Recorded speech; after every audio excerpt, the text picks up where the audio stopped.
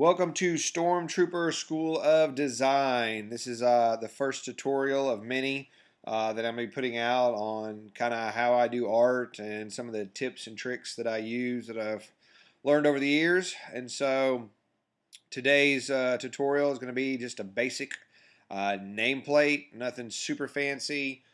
Just really get familiar with the program.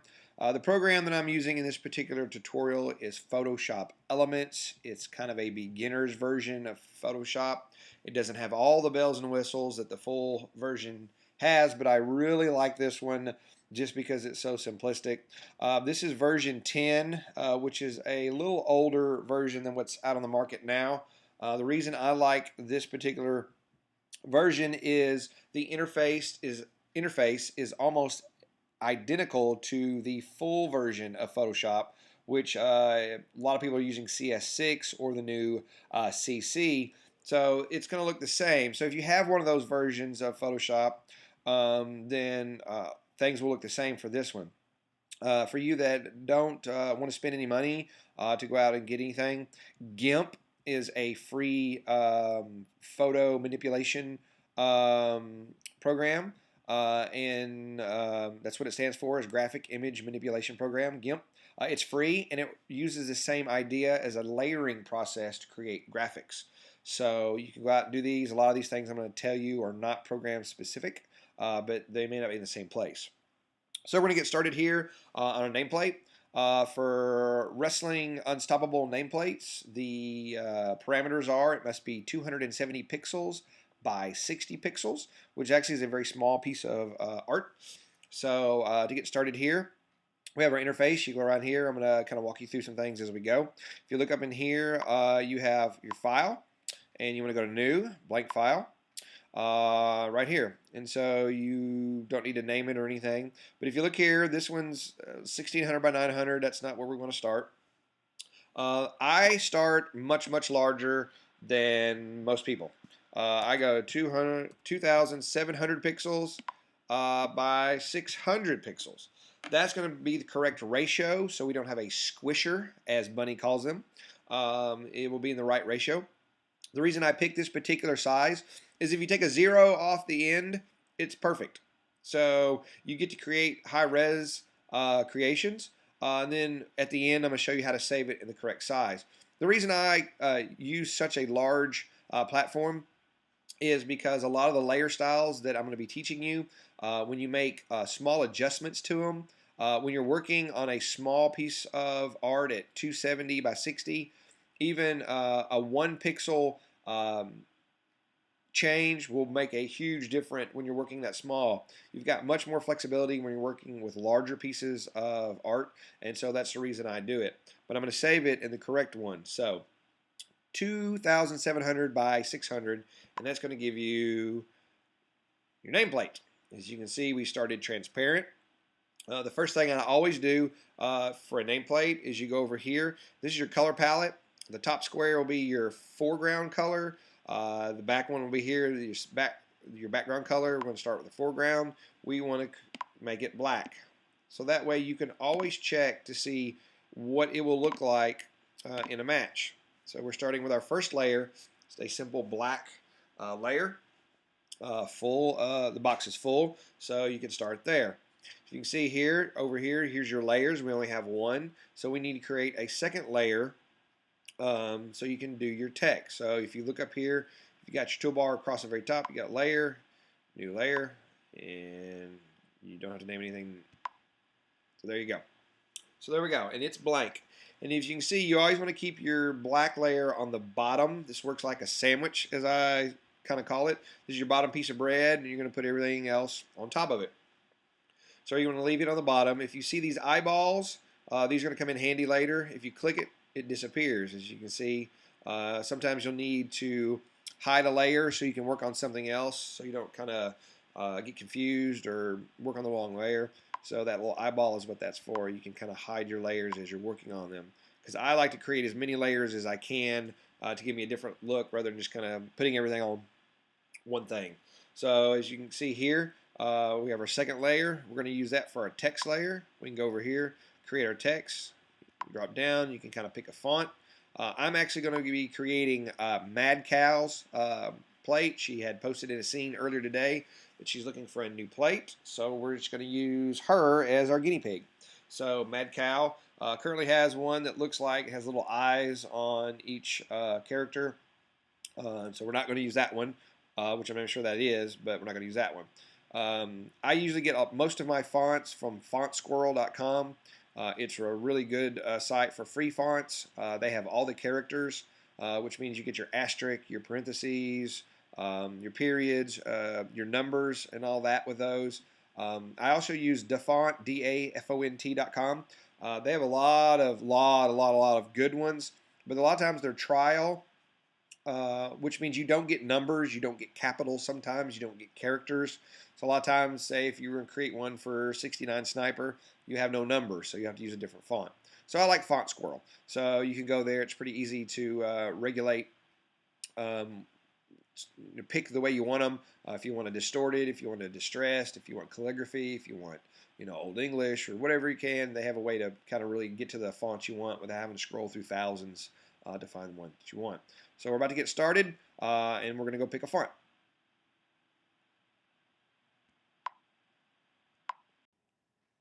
All right, so the font that I'm going to use for this particular nameplate is called BP Diet. It's just one I got off Font Squirrel. It's what I call a fat font, and I'll tell you why I'm going to pick that one here in a second. But we want to make sure if our background is black, we want to pick our font to be white so we can really see what it's going to look like. So her name is Mad Cow. Mad Cow. As you can see, I said this is a fat font. As you can see, it's really thick through the letters. There's a lot to it. Very little space in the O and the D. Because in my next tutorial, I'm going to teach you how to make a transparent background nameplate where the image is inside the text. And to do those, you need fat fonts. It doesn't really work when you have kind of a skinny font or a scripty font. The image then can't be seen. So we're going to use a particular font here that's what I call fat. Now I used all caps to spell her name out. You can try using smaller ones. Cow. I like the all caps, so I'm going to go back and see. Again, a lot what I do when I'm creating is trial and error. I try something, if I don't like it, I just undo it and then do something else. So there's not any method really to the madness other than just trying it. Then you learn kind of things that, oh, well, I'll do that, maybe next time, or maybe I'll try this on the next one. I'm going to create and want to fill the name completely up here.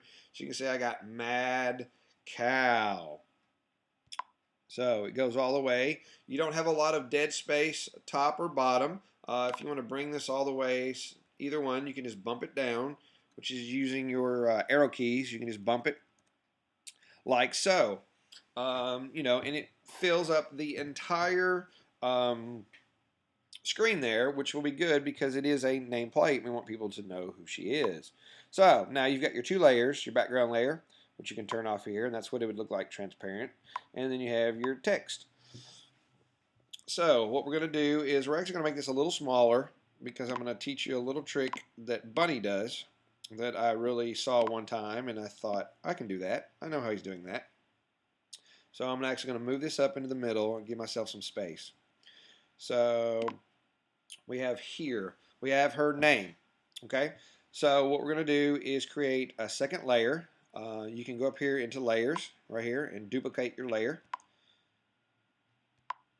Okay, and you can do that. And then this one's the one on top, this is the one in the middle, and this is the one on the bottom. So what we're doing is we're going to work on the one on the top. Now, there are some layer styles that will do what I'm about to do, but if you don't have one of those layer styles, then this is kind of the old-fashioned way of doing this.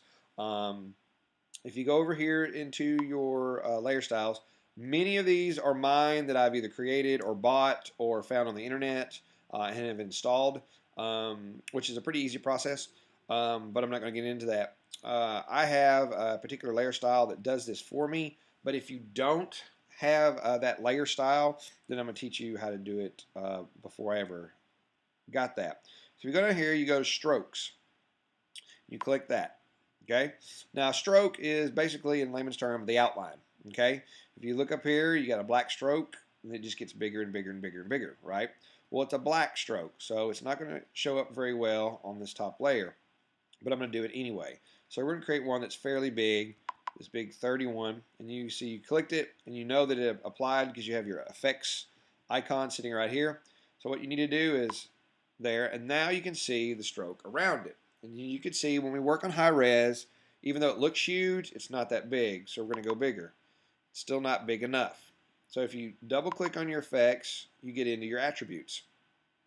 So you look in here, I'm only at 13 pixels. We're working very largely.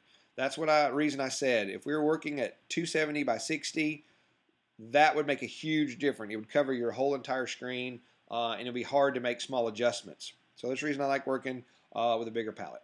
So we're going to go up to, I usually stay in increments of 10, 15, 20, 25, 50, 75. So we're going to go up to 25. Kind of gives me what I'm looking for right there. So we're going to hit OK. And we have our stroke. Now, if you can see, we can disappear the top layer and the stroke goes away because we've only done the layer style to this particular layer. If we hide that one, then everything goes away. So we're going to hide the bottom two and just work with this top one. Now, you can't do anything as far as manipulation to a text until you simplify it. When you simplify it or rasterize it in the big Photoshop, you take away any of the editing capabilities as far as if you misspelled her name, you couldn't go back and change it, you'd have to start all over. So what we're going to do is we're going to right click over here on this, and you can see we have this simplify layer. For one, the first time you do it, it simplifies the layer style, which means if you wanted to add another layer style, it wouldn't merge them, it would do it on top of it. But for text, you have to do it twice because now you're going to simplify it into, basically it now becomes just a picture. It's no longer text. And so you can see now all the attributes are the same.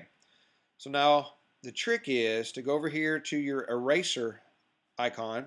So you have an erase tool. If you hold down, if you click and hold down, it gives you all your erasing options. I'm going to go to the magic eraser tool. The magic eraser tool does is any place that you click, that color is then gone. So what we're going to do is get rid of all the white of this particular layer. So you click there, click there, click there, click there, click there, click there.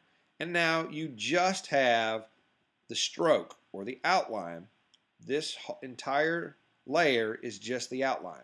Now if you go back and you click your eyeball, it looks like what you just created, but you've created it in two separate layer style, which means you can apply different attributes or different styles or different filters or different things to each particular layer, which will give you the look that I'm going for. So right now we're going to turn stroke off, and so we just have the white, so we're going to add the black so we can see it a little better. And so we're going to be working with Mad Cow. Now I'm going to go over here, and this is pretty much the process that I use when I'm looking for layer style. I just click, and if I don't like it, I undo it. And that's basically it. If you don't know how to undo, on a Mac, it's Command-Z. On a PC, it is Control-Z. That will be one of your very best friends. It's a shortcut. So like you see, I have this red-looking thing. I click it. No, not even close to liking that. It looks pretty nappy. I'm not going to do that. So we're going to undo that. Got some diamond tread here. I'm going to make sure you're in your right style, right layer. Really don't like that. She's not a metal kind of industrial kind of wrestler. So you just do that until you find something. I have one down here that I'm going to use. I'm going to try. I used it for Bama. I've used it for Titanius. I've used it for a lot of them. And it is this textile right here.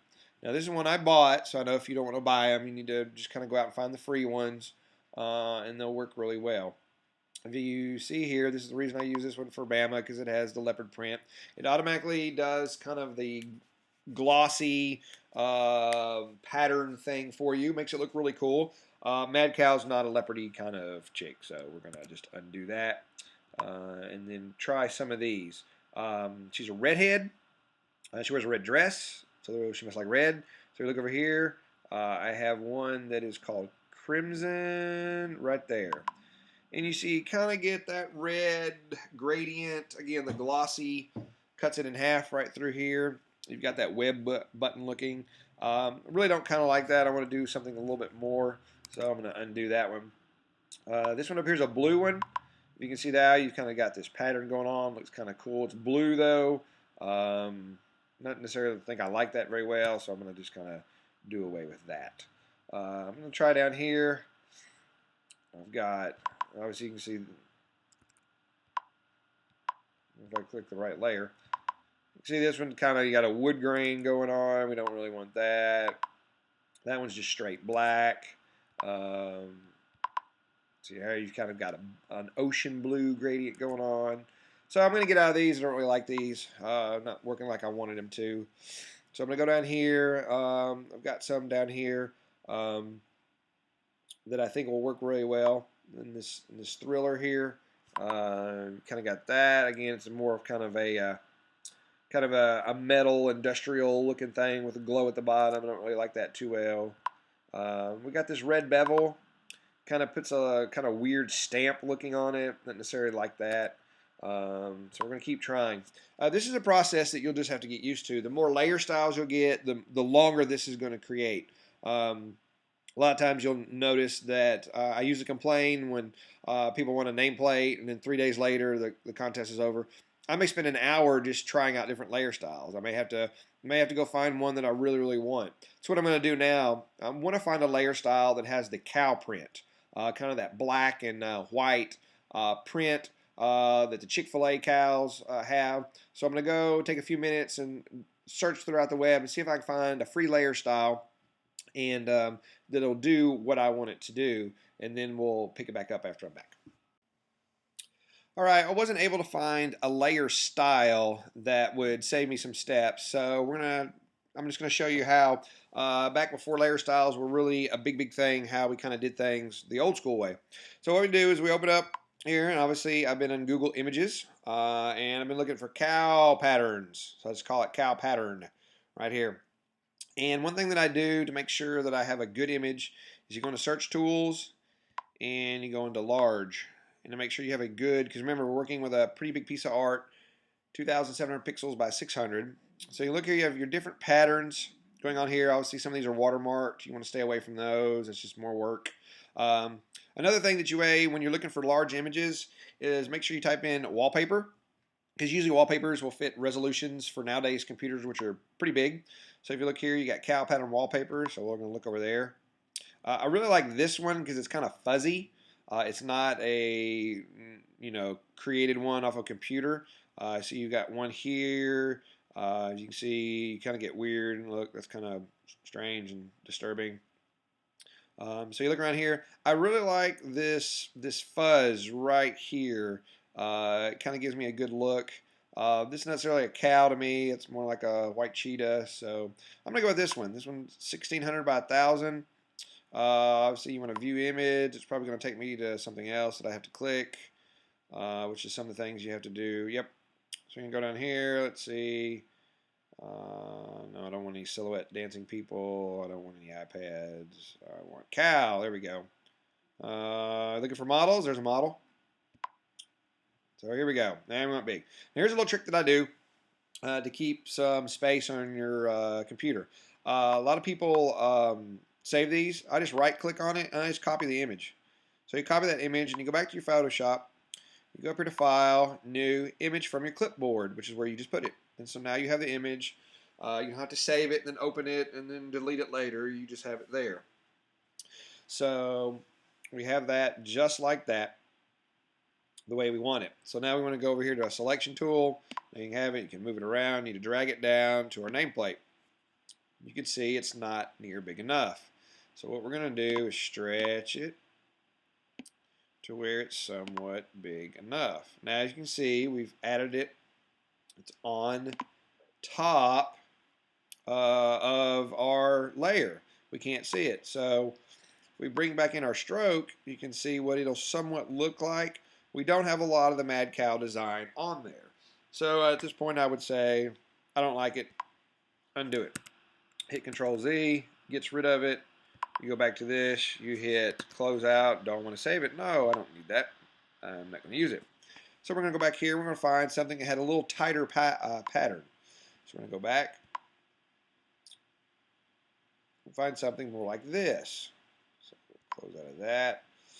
So we're going to look up here. Well, here's a fuzzy one, a little bit more in it, but I think I'm going to have to go with something like this or this to get what the effect that I want to make it the letters have the cow pattern. So we're going to click this and view image, and again we're going to copy it back to Photoshop, file, new image from clipboard. Okay, if you need to do anything, I'm going to cut this down just so I don't get that little watermark in there. Cut that down. So now we drag this over here like so. Puts it on the very top. You need to stretch it out like so.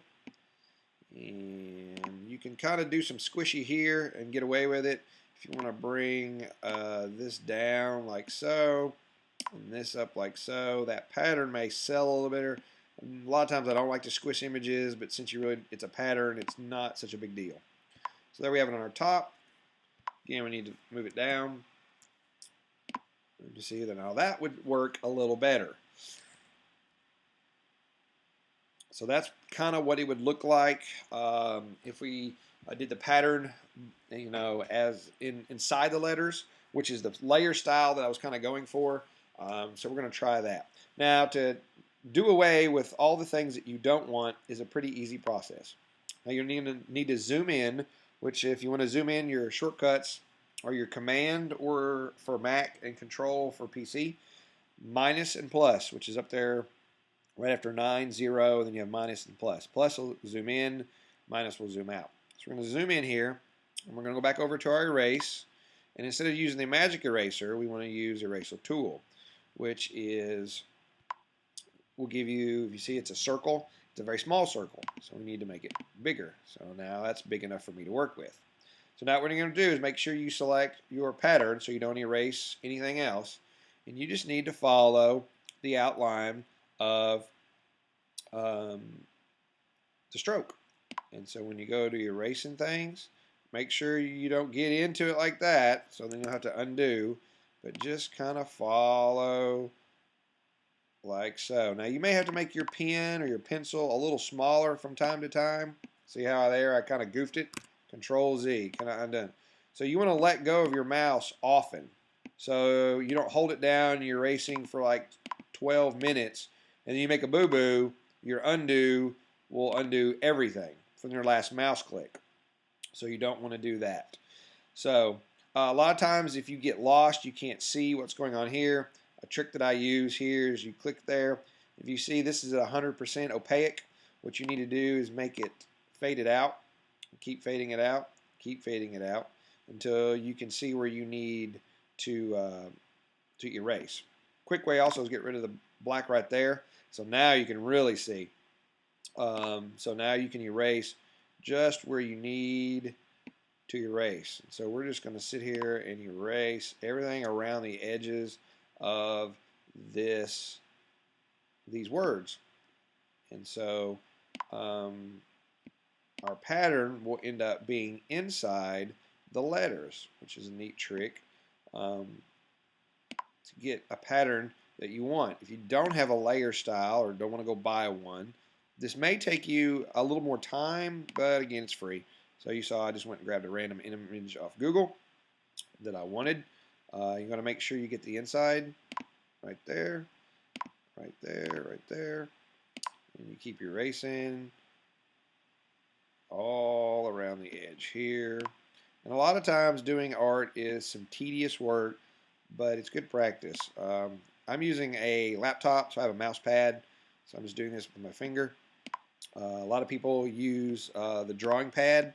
There are several companies that make, it's a little pad that comes with a pencil that's your mouse. That's how a lot of tattoo artists and graphic designers really draw things in Photoshop. It's like a pencil. You don't have to rely on being good with a mouse. I know some of the other artists have those particular things. I think El Chiqui has one. I think Buxom used to use one quite often. Um, I'm not so much of a drawer. I don't like to draw. I can draw things. I just don't like to. I'd rather create them in other ways. I'm more about manipulation than creation at times. So I do have a family member that is a impeccable artist. He draws for comic books. So if I ever need anything that specific, I'm going to have him draw it instead of me. So if you see there, I've got all the edges done. To get the masses, you want to make your brush a little bigger here so you can cover more ground quickly. Maybe not that big. And you go like here, and so you're going to get away with all this. So your pattern ends up inside your letters, which is the look we were going for. Now you can see I've kind of got it transparent. I've turned down the opaque meter there and got it at about half, about 50%. Sometimes that works really well, working in transparencies. And you see how I get everything here. So you zoom out here so you can see all thing. So now we got the pattern going on. Now Mad Cow looks a little better. It's covering up our old text, which now may end up being useless because we don't really need it.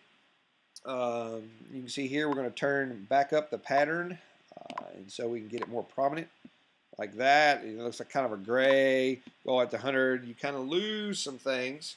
So I don't really necessarily like that, but you can see places you missed erasing, which you want to get. So if you want to go back, I'm going to actually turn it back down to 50. I kind of like that look. It sells it. People get it. You know, it's cow. It's a cow. Mad cow. They get it.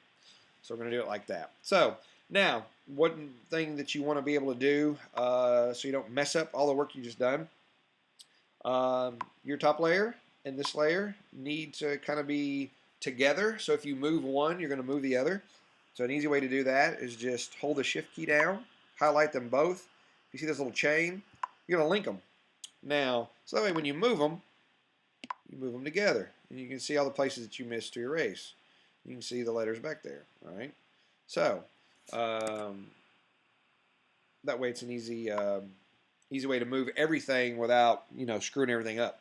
So if you notice I had some erasing that did not get erased around here, so when I move it, it's going to show. An easy way to take care of that is just crop your whole picture, like so. Like that, and now everything that was outside of your canvas is gone. So now you can go back and move. You can see here, all that is gone.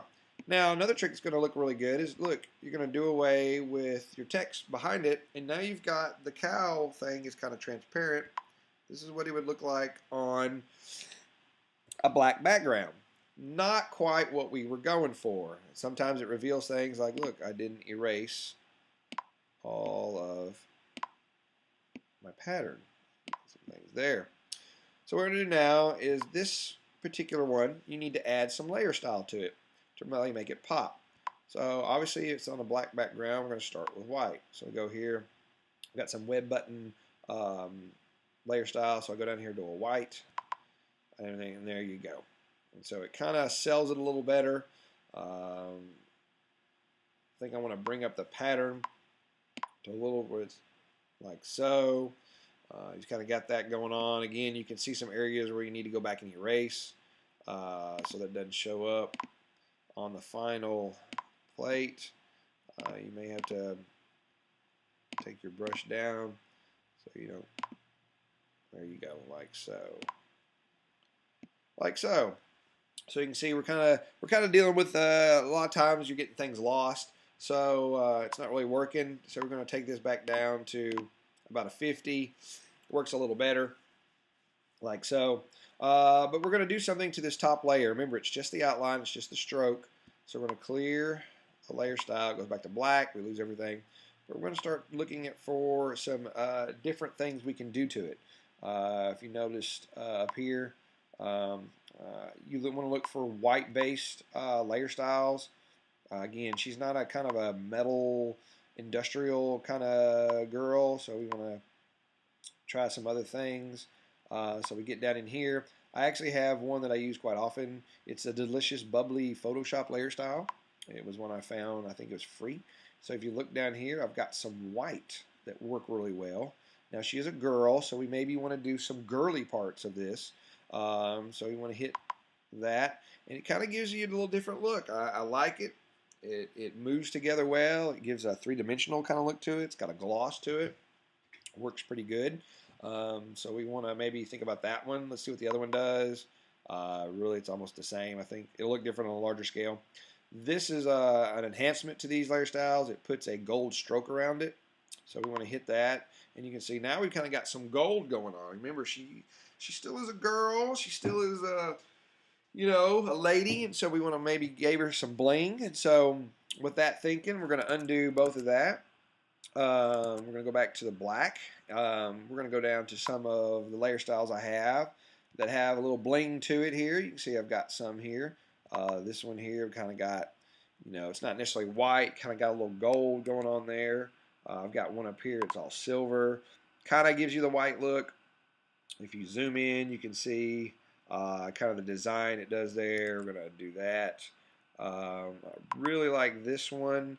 It's kind of transparency. If you can see, some of the pattern goes through that, which is kind of cool. It's white here.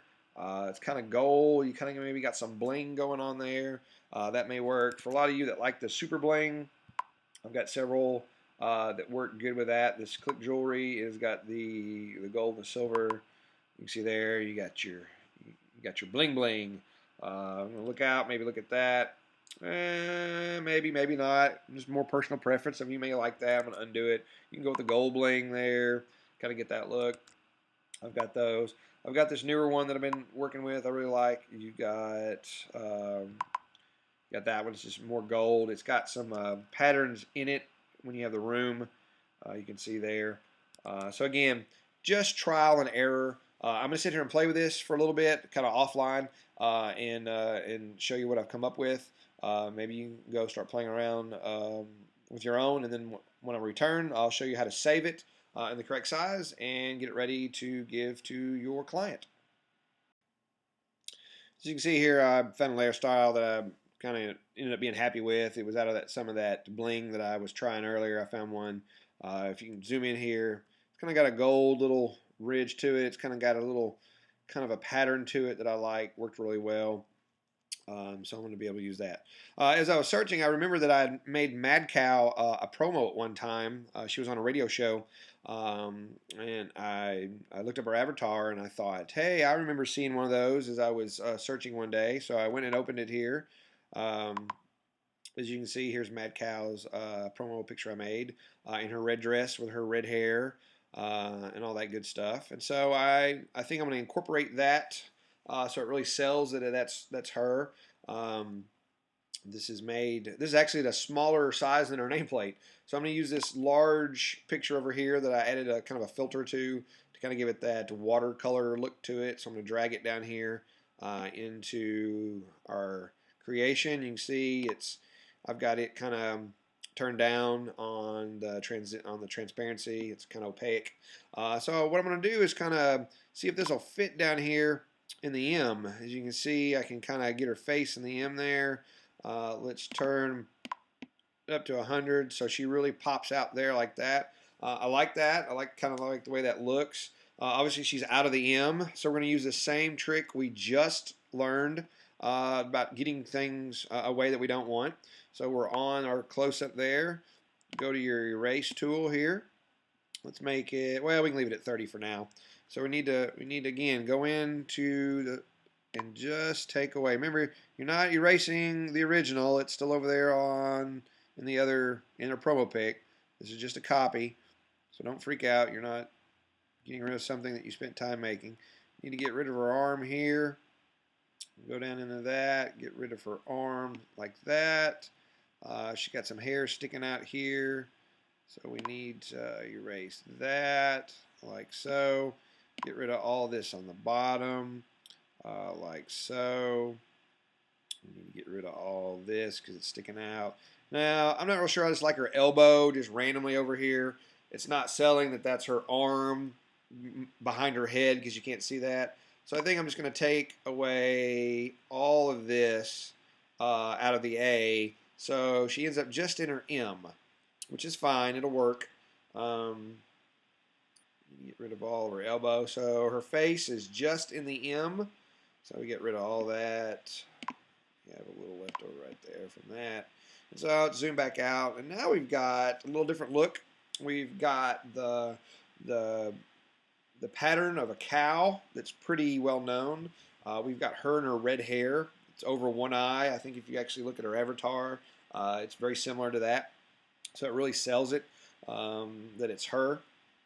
And so it kind of works. I kind of like the way that ends up looking. Since I did make her promo pick, it's kind of a matching set.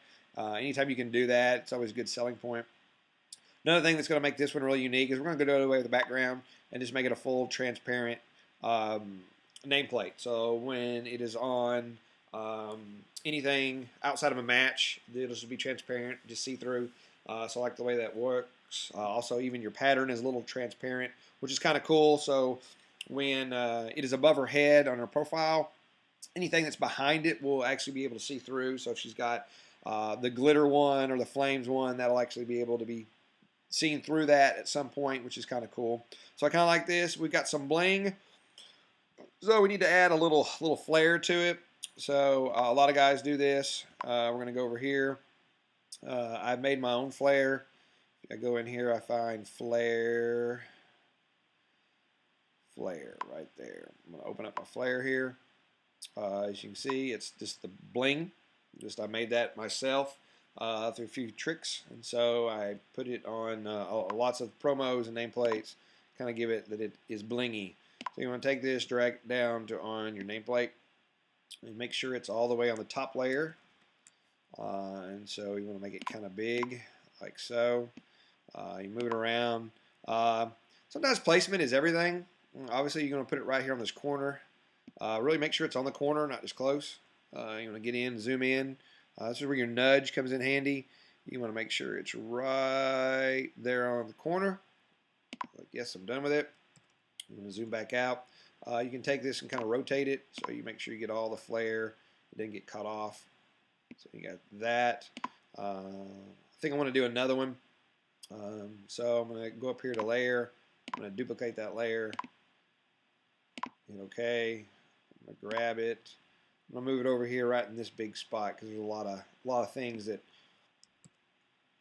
off that. And then you can take it and you want to rotate it, you know, a little so it's not exactly the same as the other one. I mean, you're good with that. Okay, now that we've got everything to where we like it, it's time to save it. And as I told you, we created things largely, so we have to save them a little differently. Once you're all done, you go up here to your file. If you notice, there's an option here. It says Save for Web. Obviously, that's where it's going to go, so that makes the most sense. What that does is compresses the file as much as it can, which really helps it out with size. Obviously, we want to keep our transparent look, so we're going to leave it at a PNG, which means we get all the colors. If you notice right here that the original is like 6 megabytes, which is huge for a piece of art that's going on the web. But if you look, just because of the option we said to save at web, it's already under a meg. It's at 927 kilobytes, which is awesome. But we're going to make it even smaller because, again, it's way too big. It will get rejected when you upload it. So if you go to here, if you notice there's an anchor right there, which means it's going to keep it in ratio. You're not going to get a squisher. Just take away the 0 and then hit apply. If you notice, it's going to take 90% of away, and there's Mad Cow. Nothing gets changed or moved from your attributes. It's exactly the way you created it. And if you notice here, it's only 23 kilobytes, which is microscopic, which makes people that have to deal with servers really happy. So now you're going to keep that in the nameplates. We're going to do Mad Cow, and we're going to save it just like that. And there we go.